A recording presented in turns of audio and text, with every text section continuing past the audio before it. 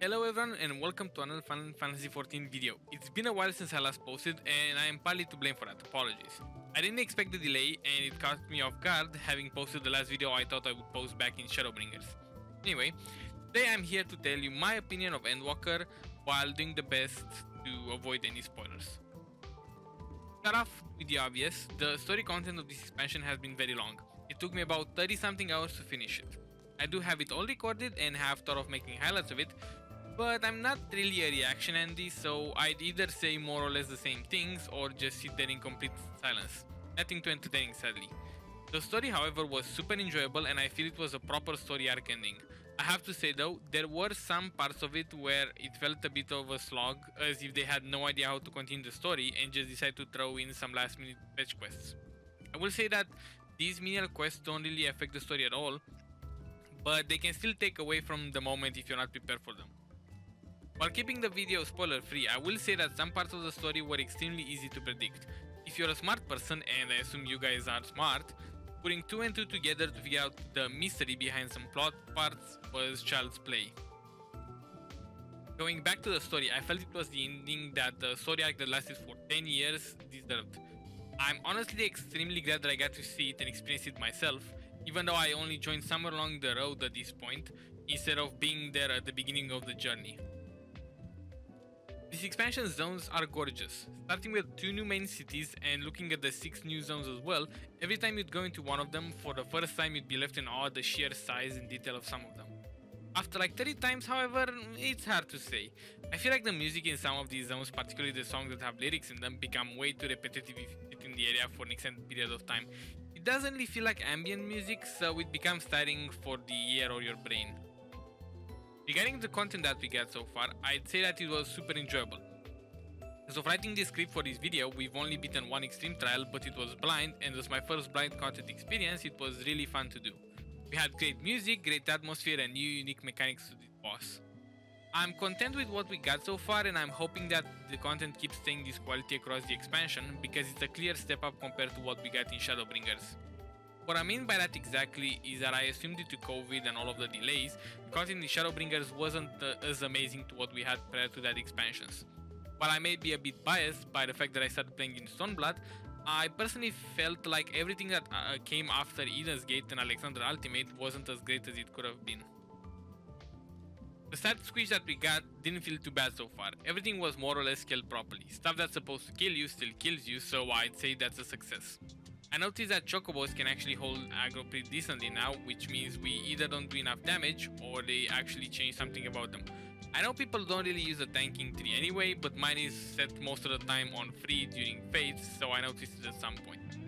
I will say that I have heard rumors about T being properly scaled, with the transition to phase 4 killing you through tank LB3 and shields.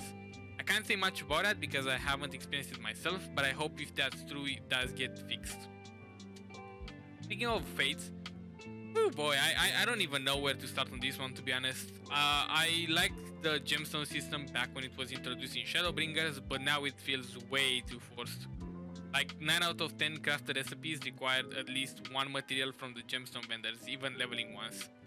Back in Shadowbringers, they were only required for master recipes, the ones that you got from books, but now I feel like they're everywhere. Not to mention the 50,000 gemstone mount. I didn't even buy everything offered by the Shadowbringers vendors, let alone this. Square Enix, please, stop forcing fate grinding.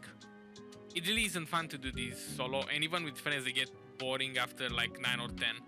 I know that these are meant to be obtained over time, but what if I don't want to farm 10-20 fates every day? I know you can buy vouchers off the market board, but one voucher on my server right now is 200,000 a pop, and it doesn't look that it's gonna go down anytime soon.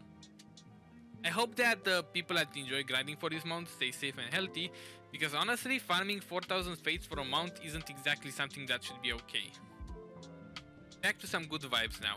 The artifact gear that we got is hands down the best one we've gotten so far. Every job looks amazing, especially my main job Ninja, as you can see here on the screen. Looking at more endgame stuff, I personally haven't played any other Final Fantasy game before, so I can't say that any of the gear offered sparks any joy in me. It's just my personal opinion, however, and if you do like it, how the gear looks, then I'm not gonna hold anything against you. Job changes have been a mixed bag.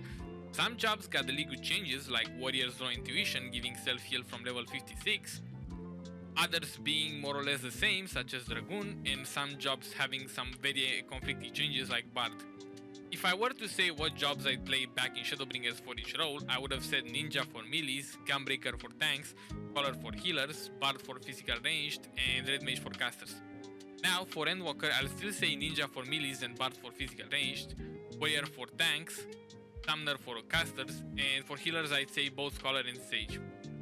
You might be wondering, why am I changing my tank choice after playing Gunbreaker for most of Shadowbringers? Well, the most accessible reason is that I'm kinda tired of Gunbreaker's entire shtick.